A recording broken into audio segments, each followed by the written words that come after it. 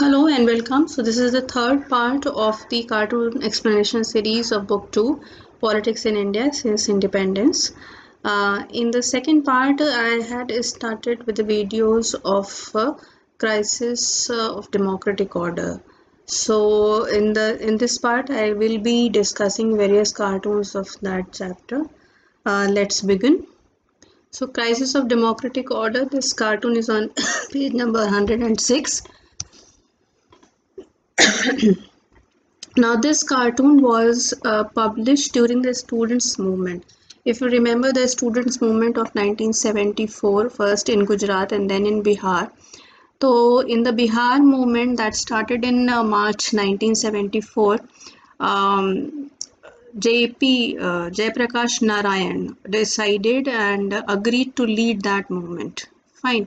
So, here in this cartoon, you can see Jayaprakash Narayan sitting quietly protesting, and he has a placard in the hand, holding the placard which reads safe democracy. तो ये जयप्रकाश नारायण है जिन्होंने मार्च 1974 के student movement को lead किया था और लोकतंत्र बचाओ के नारे पे।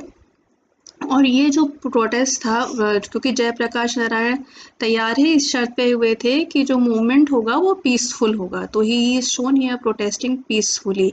बैकग्राउंड में आप देख सकते हैं बहुत ज़्यादा डिस्टर्बेंस और दिखाया गया है, और ये सब करप्शन ये लिखा है, लॉलेसनेस, वायलेंस। ओके, तो ये मूवमेंट चल रहा है। ये जो लोग हैं ये गवर्नमेंट को रिप्रेजेंट कर रहे हैं, उस टाइम की गवर्नमेंट को, और ये कह रहे हैं कि look he is trying to subvert democracy, create chaos and grab power.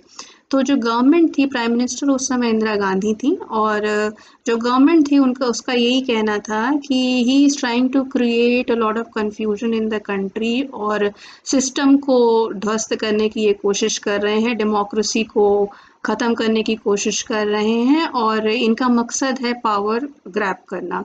ऐसा गवर्नमेंट साइड का कहना था, तो वो ये लिखा हुआ है, इसीलिए आपको यहाँ पे कैप्शन दिख रहा हुआ है। ठीक है। Now if you see the questions, identify the leader who is sitting with the placard, that is JP Narayan, Jayaprakash Narayan. Why is the leader holding the placard Save Democracy? Because he was leading the movement at that time, which asked for the dismissal of the corrupt government and institution of proper democracy in the country, जिसमें कि corruption ना हो, लोगों को उनके अधिकार मिले, लोगों की बात सुनी जाए, अनएम्प्लॉयमेंट ख़त्म करने की कोशिश की जाए। तो एक सही मायने में जो डेमोक्रेसी लाने की बात जयप्रकाश नारायण उस समय कर रहे थे। तो identify the group who saying look is trying to subvert democracy. तो ये ग्रुप जो है वो कांग्रेस पार्टी के लोगों को रिप्रेजेंट करता है, जो कि उस समय पावर में थे, government leaders of the government at that time, or ministers you can say. Fine. So next we move to the next cartoon. This is on page 109. ठीक है। अब ये कार्टून जो था वो इमरजेंसी डिक्लेयर होने के कुछ दिन पहले पब्लिश हुआ था, जिसमें कि ये क्लियरली देखा जा सकता है कि जो पॉलिटिकल क्राइसिस आने वाला है उसको सेंस करते हुए, उसको एक तरह से कि ये जो सिचुएशन कंट्री में बन रही है, this is creating a situation of political crisis in India, and this political crisis was that despite the government holding such a big majority in the parliament, emergency was declared. Okay. अब इस party में जो दो लोग आपको clearly दिखाई दे रहे हैं, वो एक ये हैं इंदिरा गांधी जो उस समय प्राइम मिनिस्टर थी, and he is DK Barua. Barua will be BAROOAH. Okay.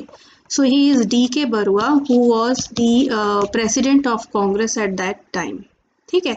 ये Indira Gandhi, the chair on which Indira Gandhi is sitting, that इस पे कुछ लिखा हुआ है, और ये लिखा क्या है, ये है conditional stay order.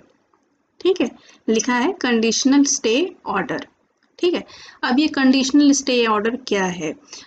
Allahabad high court ने इंदिरा गांधी के इलेक्शन को खारिज कर दिया था 1971 में। जो इंदिरा गांधी का इलेक्शन हुआ था रायबरेली से, उसके अगेंस्ट एक पिटीशन इलाहाबाद हाई कोर्ट में चल रही थी, और उस पे जजमेंट देते हुए इलाहाबाद हाई कोर्ट ने कहा था कि इंदिरा गांधी ने कुछ ऑफिशियल मशीनरी को यूज़ किया उस इलेक्शन में, इससे उनका इलेक्शन खारिज किया जाता है। अब इस जजमेंट के against this judgement of Allahabad high court एक पिटीशन डाली गई थी सुप्रीम कोर्ट में। सुप्रीम कोर्ट ने उस पिटीशन पे कंडीशनल स्टे दिया था इंदिरा गांधी को, ये कहते हुए कि आप प्रधानमंत्री रह सकती हैं but you can not take part in the proceedings of Lok Sabha unless and until this petition is finally decided. तो ये क्योंकि उस समय सुप्रीम कोर्ट छुट्टी पे चल रहा था, ये समर वेकेशन पे, इसलिए ये वेकेशन जज ने ये कंडीशनल स्टे इंदिरा गांधी को दिया था। अब इस कार्टून में जो दिखाया गया है वो ये है कि ये जो डी.के. बरुआ हैं, जो कांग्रेस के प्रेसिडेंट हैं, वो इंदिरा गांधी जो कि कंडीशनल स्टे के बेसिस पे प्राइम मिनिस्टर की कुर्सी होल्ड की हुई हैं, वो इंदिरा गांधी को कह रहे हैं कि ये आप इतना मैसिव सपोर्ट देखिए, मतलब कि जो सारे लोग यहाँ सामने खड़े हैं, ये सारे लोग ये चाहते हैं कि इंदिरा गांधी प्राइम मिनिस्टर रहें। तो इस मैसिव सपोर्ट को आप देखिए, इतने लोग आपके फेवर में हैं, they want to see you as a prime minister, so there is no question of resigning और stepping down, because at that time it is said that Indira Gandhi was thinking of resigning because of the judgment of the courts.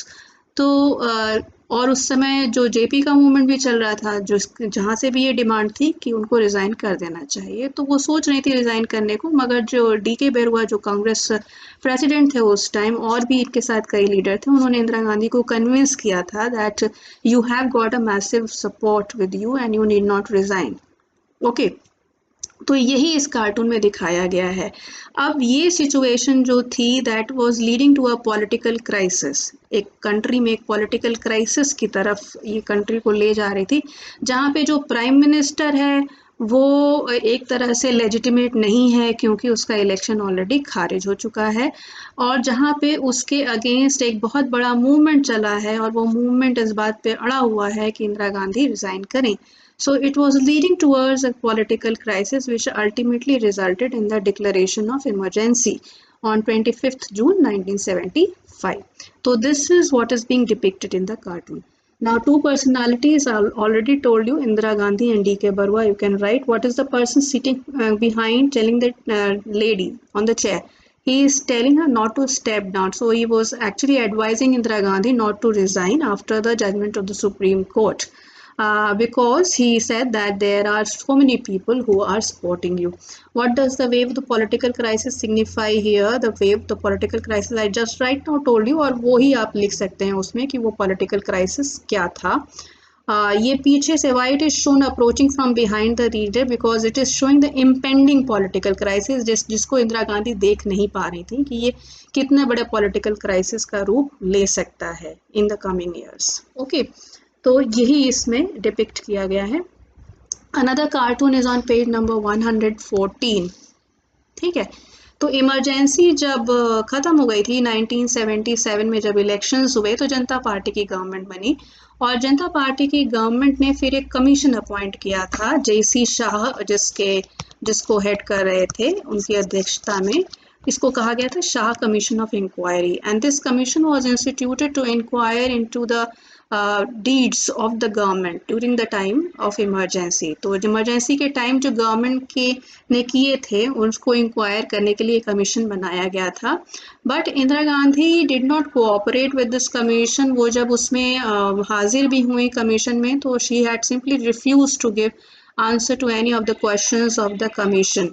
तो यही इस cartoon में दिखाने की कोशिश है कि ये जो लेडी है justice, that is representing Shah commission of inquiry, and Indira Gandhi is holding a sword in her hand and she is intimidating the Shah Commission of Inquiry, meaning that she was not cooperating with the Shah Commission of Inquiry.